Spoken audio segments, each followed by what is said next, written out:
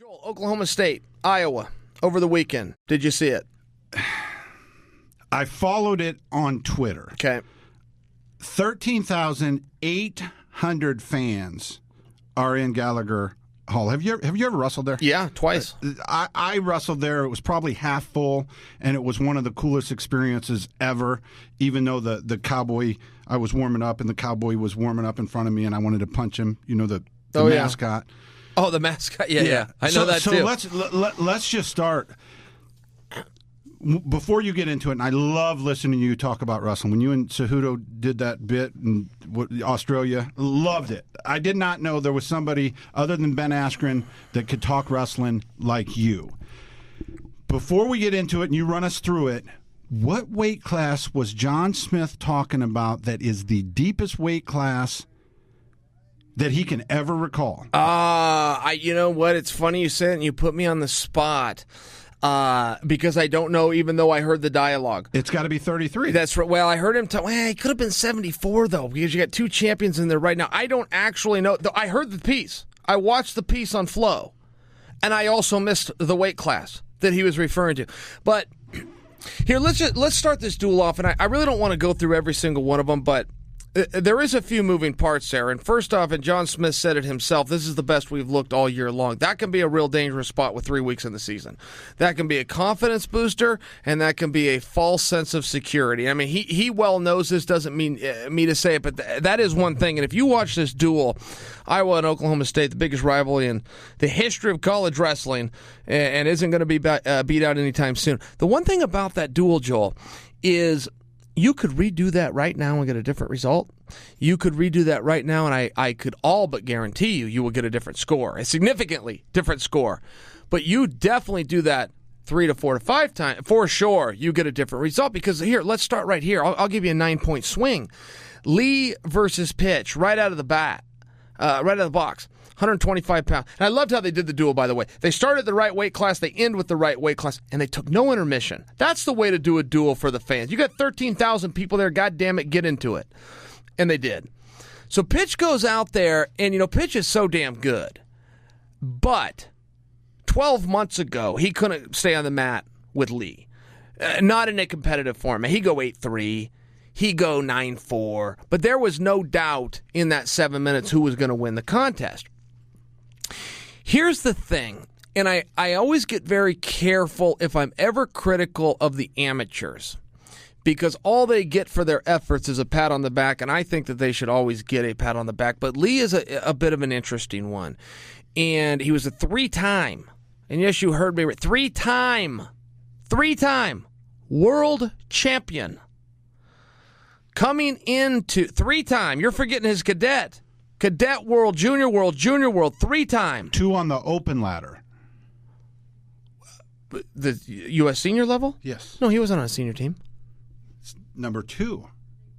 He ran to the finals. I'm sorry. That he's 2 on the open ladder. Oh, okay, ranking-wise. Yes. Now, you're actually wrong, and I hate to do this. You're thinking of Fix. Fix is number 2. Yeah, Fix lost to Gilman. Spencer actually did not enter the Open, and Gilman made it. His club teammate made it. It was speculated that they didn't want those two to go head-to-head because he's also Spencer's least coach, and let's just not do that for the awkwardness for a Ramos type moment. Let's not. That was only speculated. But here, I do want to make this point to you, and I want to make sure I use the right words, because he does not deserve me to come on and critique him in a harsh way. But one of the things you're going to have whenever you've got a 3-time world champion, you're not going to see one again for a meaningful period of time, but somebody that is decorated in success, you have to be very careful as a buyer. Somebody that you would like to do business with and go through life with is somebody who has failed in the past somewhere, because you've got to be able to assess, how did they deal with it? I have to know when they got knocked down. How quickly and how did they get up, and did they even get up? Many people, and we could look at our sport, I'll use Ronda by an example because it's a name I know you can recognize. When she got knocked down, she simply could not get back up, and there's a big difference. And if you have somebody under contract or under scholarship, and he's more than worth the full ride, please don't misunderstand what I'm saying. This is a defending national champion. But you do still have some of those unforeseens. And when Spencer went out to the Midlands, he's actually never won the Midlands. He's won every goddamn tournament there is. He's never won the Midlands. He lost to Ronnie Bressler last year, and Sebastian was able to get over on him this year. But when that happened, something else happened this year, which is the very next day he deleted his Twitter account. Now, you could only draw certain conclusions from that, but what I drew from that was surprise. Here I'm looking at a 3-time world champion with an NCAA title under his belt, who I should remind you never redshirted. Remarkable talent. Remarkable accomplishments. And he got his feelings hurt through a couple of hundred followers, of which I would imagine of that couple hundred, very small number, less than 5 ever said anything about that match. I would imagine it was a pretty limited amount. I could be wrong, but I know it wasn't 20. It wasn't a lot. And it was within one day he deleted the whole thing. It surprised me. And it also made me think, okay, does he not deal well with this? Is this a guy that the pressure can get to him, where the downs can really bring him down? And in the course of a season, you got to make sure you never get too high and you never get too low. It's real important to be that steady guy because it's such a long and grinding season. So I kind of had a feeling going into the match with Pitch, even though I knew 12 months ago, though the match will be tight, there will never be a wonder of who the winner is. I kind of had flags that something's going to happen here. Now, if I'm to be real fair with you, I would not have picked Pitch. And if I was to be super fair with you, I would bet anything that it did not end the way it did, which was Pitch pinning him. Did you see the actual fall? Okay, you said you read about it. No, I watched it. Okay. I watched... After the fact? Highlights? Yeah, okay. After the fact, a 20-second bit. I thought he caught him in the camel clutch or whatever the hell. What's that move I hate? They call it a cow catcher. There Some you guys go. call it There gator you go. bacon. Those guys are dicks. It's called a death grip. It's called a death grip. Gator bacon is an embarrassment to the entire sport that anybody would call a move in the sport gator bacon. For the record, cow catcher came along somewhere along the way, but that move was created by Broderick Lee, and it's called a death grip. He named it. He passed it down to Oscar Wood, who pinned his way to the NCAA so tournament stupid. to come back to third, and Oscar Wood calls it a death grip. So the move's been named, and you get these pricks out there on the internet that are now calling it gator bacon. It's called a death grip. I invented the Metzger. No, Andre Metzger invented the Metzger. Now, you're trying to mess with me. I know exactly where these moves. Broderick Lee really created that think move. Nobody did the cow catcher before Broderick Lee. Nope, Broderick Lee showed it. Brought it to Oregon. Brought it to Oregon to Peninsula. It trickled over to Oscar Wood. Oscar Wood lost his first match at the NCAA tournament. Pinned his way back to third. Had to pin 7 straight guys, including the guy who beat him in the very first round. Pinned them all with the same move. And guess what Oscar Wood said? He said, I learned the move from Broderick Lee, and it's called a death grip. So there it is. Okay. And now you got pricks that went to cow catcher, which if you ever do catch a cow, it kind of is that technique. So I'm half okay with it, even though it's wrong. Then you got these real scumbags that are calling it gator bacon. That's an embarrassment, man. You don't bring gators or to bacon. You don't bring a move into the sport of wrestling. Call it, oh, he hit him with the gator bacon. It's called the death grip. Created in 1993 by Broderick Lee in Portland, Oregon. Randy invented the tech. Made famous in 1999 by Oscar Wood. The NCAA tournament in St. Louis, Missouri. Okay, it wasn't the cow catcher or the gator bacon. Oh, for or the God's Broderick. sake, the gator bacon. Or You want to know another one that these pricks are doing? And they're doing it at the highest level of the Olympic training. So you want to know another one they're doing? They're calling A head and arm? A head and arm, a headlock. Headlock's illegal on all legal. I don't care if you're in the 5th grade. I don't care if you're in the Olympic Championships. You specifically cannot do a headlock. You've now got coaches yelling from the hit him with a headlock. Hit him with a headlock. A headlock's illegal. It's called a head and arm. It's the most basic move in all of wrestling. It's more basic than a double leg. It's more basic than an arm drag. It's more basic than a collar tie. 2 kids start wrestling in a living room anywhere in the world that have never had a single day of training. One of them's going for the head and arm. If not both, one of them's going to get it. It's called a head and arm. And on the highest of levels, they've attempted to rename it and call it a headlock, which, by the way, is fundamentally illegal in the sport. Did Damon McPherson invent the head and arm? No, hey, I'm not making that up. Broderick Lee made up the death grip. There's literally zero chance of that. Like there's a 100% chance. Like if you could ever be 100% wrong about something, it's this. Not only did Broderick Lee make it up, okay, in the whole history of wrestling, nobody would come up with that move. Correct. I agree with you. Thank you. Thank you for that. Not only did he make the move up, it was at an opposing club. So Oscar got this second hand, made it famous in 1999 in Missouri, and credited Broderick and called it the death grip. And now you've got these pricks on the internet that are calling it Gator Bacon, which is just an embarrassment to the sport. You got coaches trying to say headlock. Illegal per the rules. Not what it's called, for one. And then you got these other athletes that are trickled down and influenced by these coaches. Athletes that know that's called a head and arm. They're not calling it headlocks. Then they're taking that back to their kids and their clubs, and they're telling them it's headlock. Hit them with a headlock. Excuse me, headlock's illegal. That's called a head and arm. Most basic move in wrestling. Shut up. I used to run a protest with Anatoly, by the way, at the Olympic Training Center. He would yell. We'd be warming up. We'd be in the grass. Like we'd play a game of ultimate frisbee to warm up. Then we'd be in the grass. Not even on mats. Headlock, headlock. He'd yell it out. So I'd snap. It was Daryl Christian. I'd snap him down every time, put him in a front headlock. And Anatoly, look, I said headlock. It's like, yeah, coach, that's what I'm doing. All these other guys are doing a head and arm. Do you want head and arms? Say head and arm. I ran my own silent protest. It never worked. He never caught on. I may never, ever in the history of ever get you to admit that you were wrong, but I will get you to admit that you were wrong about this, that Broderick Lee did not invent the cow catcher. He did. He might have changed its name and said, hey, this is a death grip, but never in the history of ever. Yes, he did. Never. He had 3 different setups. All right, but let's get to the match. He had 3 different setups. One was called the Leonia. His last name was Lee. His name was Broderick Lee. He had one setup called the Leonia. All right, get to the actual pinning combination because I was wrong. It wasn't Broderick Lee. Here's what's interesting about that. So, first off, this match is quite possibly match of the year.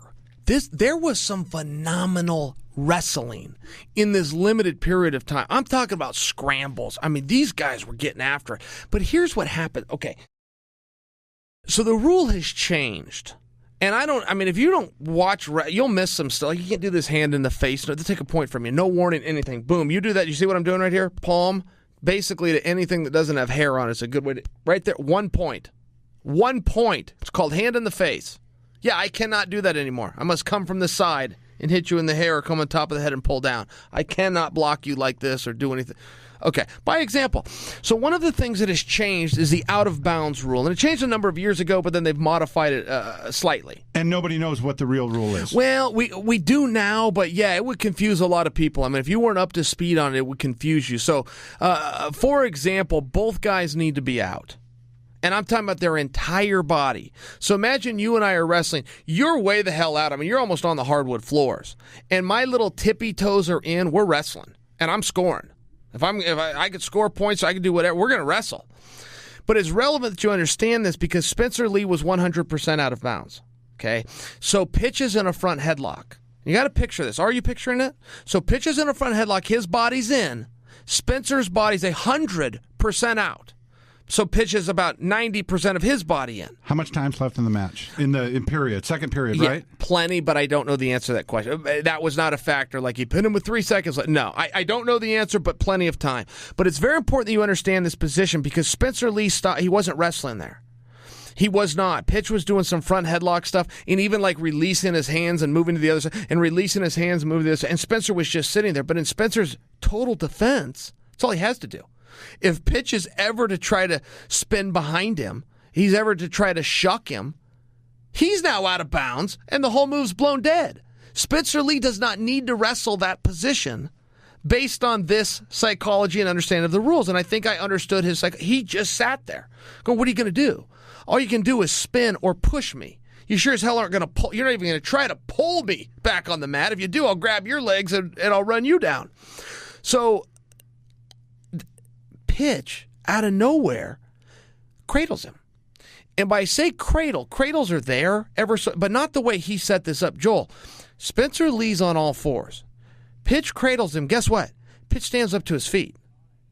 Yeah, I see the look on your face. I wish the audience could see. That's not how you finish a cradle. Everybody in the world knows. You put the head in the ribs, you drive your feet, you run him over.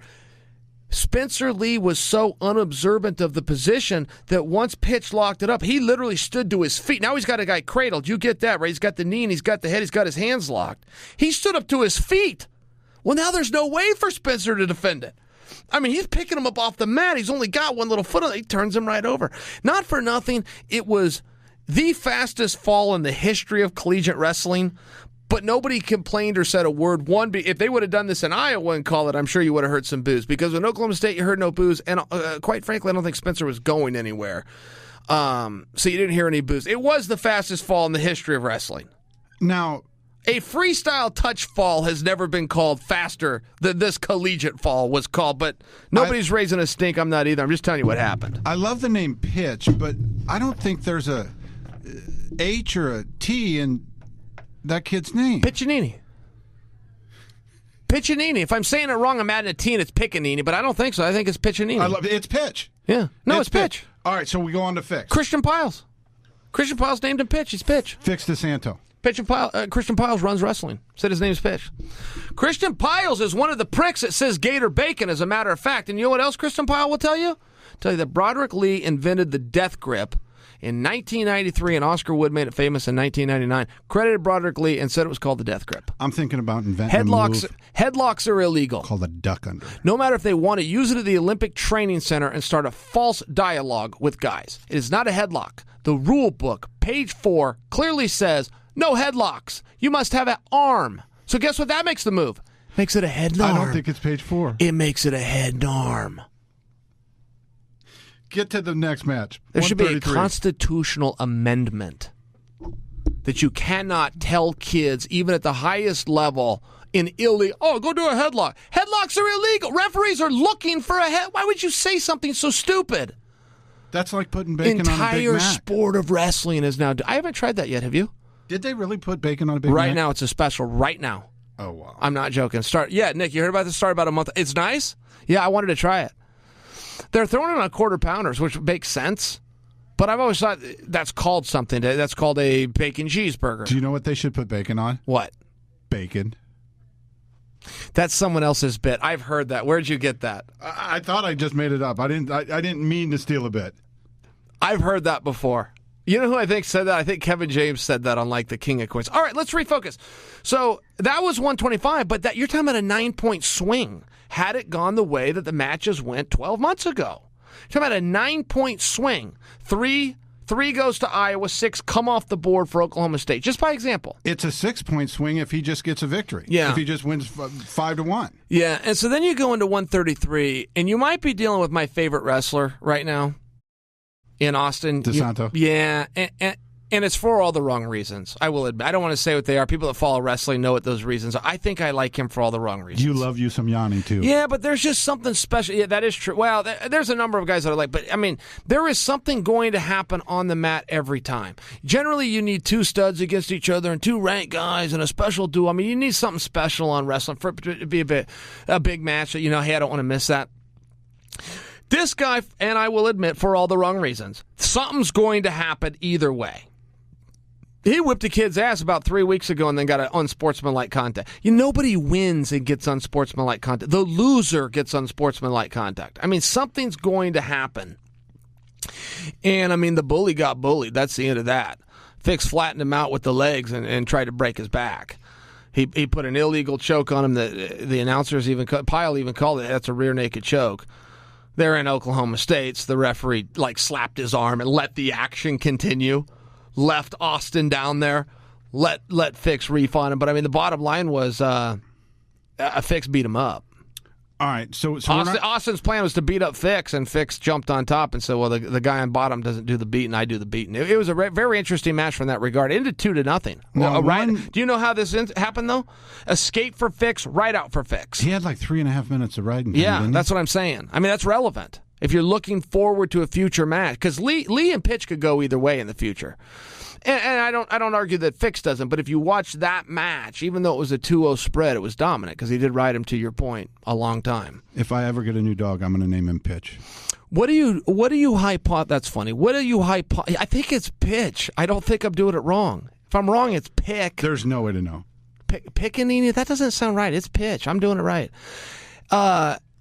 Here's the one thing, though, as you fast forward through this duel, where was JoJo? You just stole my lead. Yeah, well, you. Get You into just- it, though. You just okay. So we've been going back and forth on this all year.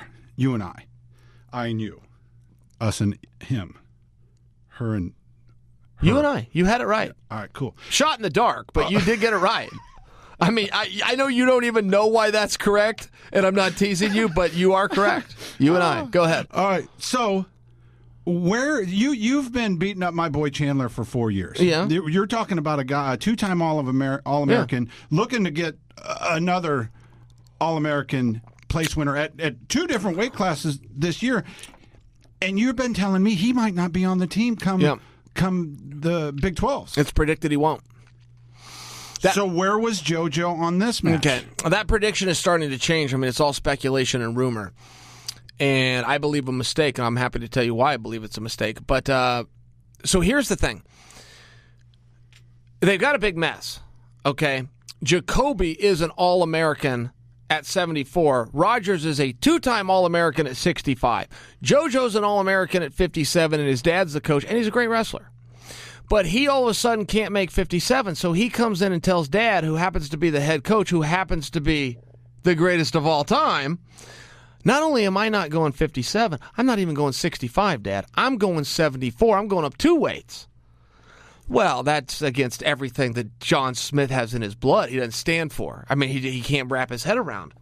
So they essentially sat him out a large part of the season, and they had stories, and they had injuries, and they had all this stuff. I personally don't buy them. I think it was a weight issue, and they're trying to figure out where to get him and how to do this. So as the season is coming to an end, they're looking to put him at 65. Well, what do you do with Chandler Rogers, who's at 65 as a senior and as a 2-time All-American? Even if he can't win the wrestle-off, what do you do with him? Well, the answer is he goes home and his career's over. You have a 2-time All-American that's done. Or you move him up a weight class. Well, the problem there is there's an All-American up a weight class. It's iron on iron. They got the whole thing figured out, much like Nolf, Joseph, and Hall had to do at Penn State. So, but this is the log jam, Joel. And then they've got a very good 84 pass. So it's just this whole. Then you got Weigel at 90. There's just nowhere to go. So as the end of the season comes, they've now moved Chandler up to 74 for the duel. They don't weigh JoJo in. So Marinelli goes out there. He gets a fall in seconds. Gets a fall. Then it goes to Rogers, who gets a fall over a tough guy. And then it goes to Jacoby, who beats I think 6'3", handily. Beats Wilkie, who's a total stud. So it looks to me like you got your lineup, but where's JoJo? I got to go back to that. Where is he? Because the clock's ticking and time's running out. All right, let me call you crazy for a second. Okay. What part? Well, several of them, but let's just stay on one. Let's just say they do that. Let's just say he pulls Rogers. Rogers goes home, 2-time All-American, probably real close to 100 NCAA Division I wins with Oklahoma State. His name's all over the board. JoJo goes and wrestles, and he doesn't place. Does that cost John Smith his job? No, absolutely not. It would not cost him his job. But, I mean, he's in a rock and a hard place, and he doesn't need you and I to tell him. It's a very tough spot. If he is going to bump a 2-time All-American who suited up and got in that bus and slept in those hotels and found a way to proctor his exams and get his classes done in favor of his son, who has done none of those things all year long, and he's going to do it at the absolute last second, you are going to talk about a morality issue, and the morale of I apologize, not morality, but the morale of the team could easily be drained. And he's well aware that he's going to be faced with this. Here's the miscalculation by Coach Smith, in my opinion. Coach Smith is looking at this saying, son, you cannot win a national title at 174 pounds. You can win a national title at 165, so you're going 165. Now, here's the problem. That is an accurate statement. He cannot win it at 174. But to correct it a little bit, he is not going to win it at 165. He, on a very good day, is a top 4 guy in either weight class. On a bad day, he is a top 8 guy in either weight class. He's an All-American and he's on the stand. So now you're only talking about 3 places here. You're only talking about a handful of points. And ultimately, you have the athlete himself saying, I will do my best work at 174. And you have the coach, who happens to be Dad, tough spot, saying, no, you will do your best work at 175. Either way, they just had a duel, and he didn't step on the mat. And this whole process and cover, I don't love these cover stories from these NCAA teams. They think that it's very important. When I was in, it was very important that nobody knows what's going on. Who gives a goddamn? You got a kid that's got grade issues? The kid doesn't want to go to math class? What's the difference?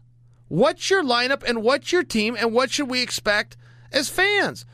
What do you possibly have to gain by concealing the information? But there seems to be something in that with it. Nobody's going to know what we're going to do. Oh, we're not? What are you talking about? We're not going to know what you're going to do. You do it every Saturday. So what are you going to do? You're going to keep it a secret till next Saturday? Come on. Just tell us what's going on. All right, speeding this up a little bit. It doesn't really matter. Back me up on that. Back me up on that it's annoying. Well, yeah, we're fans. Tell us what the roster is, goddammit. Yeah, let us know. You said you're going to bring your team. Well, who in the hell is the team? Let us know who's wrestling. Who's each the other. team? So we have something to get other people involved in. Right. I happen to watch. You want us to build something? Goddammit. Who are you going to put out there? I happen to watch the state finals on track wrestling. And with frankly, Ladd. if you got some drama and you're about to pull a 2-time All-American and send him home to bring in your own son, we'll build a storyline around that. You can figure that out later, but if that's what you're getting ready to do, believe me, we will build a story around this. Help us help you. You don't do a damn favor for yourself keeping these secrets. And you wonder why you can't fill up a building. By the way, you wonder why you can't fill up a building. Give us some information. We'll help you. Give us something to talk about. But if I show up and I think that Marinelli is going to be on the mat with JoJo, I got something to see there, and I have the right to know that ahead of time. If I think I'm going to show up and I'm going to see Marinelli on the mat with Chandler Rogers, I have the right to know that. I feel I really think I do as a consumer. Now the easy pick is Rogers at 65 and JoJo at 74 and Jacoby at 84, and it's done dinner. Yeah, I understand all of those things, but there's one part that's missing, and I can't produce his name for you. And that's their 84-pounder when he's not hurt, and he's good. He doesn't have the paper, and he's not All-American, but I've watched him, and this guy can wrestle. I'm not sure. First off, I'm not positive they can beat him. I'm not positive of that. Now, Jacoby has looked so good that he probably can. But see, it's one of these things, and there's some guys that end up like this. So you take Chandler, for example, and the large scuttlebutt is that he beats JoJo in the room. I tend to believe that, and here's why.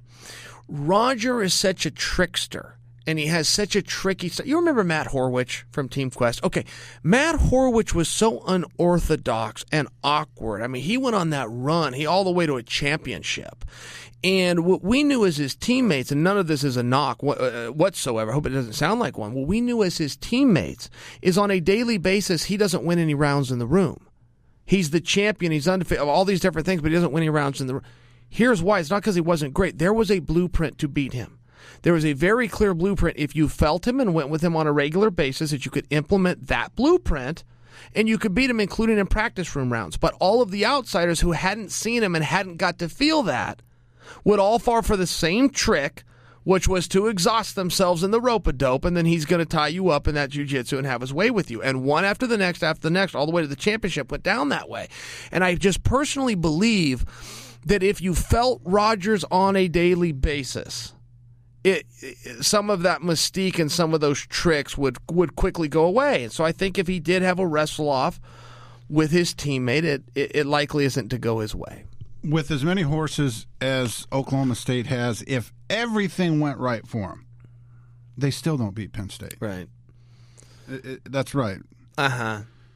Well, don't forget, Penn State brought back onto the mat right now 5 returning NCAA champions. There's only 10 weight classes. I mean, what do you want to do? Want a brick to fall on your head? I mean, what the hell do you want to do? I do not want a brick to fall on my But head. what do you want to do, right? Sometimes in life, you're screwed. What are you going to do if a brick just falls on you? Well, you're kind of beat. I mean, it's a very tough spot, and it's very hard to see things unraveling there. There could be some movement at 65. I mean, Joseph's in a very tough weight class. He was in a tough weight class the last 2 years with Isaiah there, and he got through it. But there could be some movement there. But it's very tough to imagine with Nickel. It's very tough to imagine with Nolf. Hall's going to have to wrestle. He can do it, but there could be some movement there. But you're still talking about a number of champions, and yeah, it's going to be hard to catch them.